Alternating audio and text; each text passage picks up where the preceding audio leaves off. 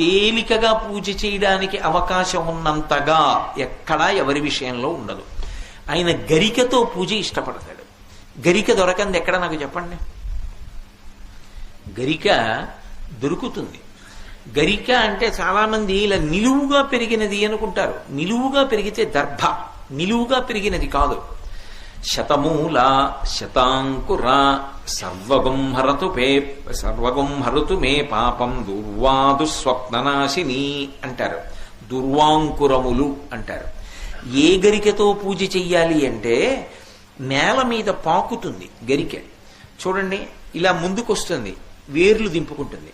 ఇలా కొంచెం ముందుకెడుతుంది, వేర్లు దింపుతుంది. ఇంకొంచెం ముందుకెడుతుంది, వేర్లు దింపుతుంది. మీరు ఒక ఒడ్డున పట్టుకుని ఇలా పైకి ఎత్తారనుకోండి, పక్కపక్కనే వేర్లకి మట్టితో తీగలా పైకి లేస్తుంది. ఆ గరిక, దాన్ని దుర్వా అంటారు.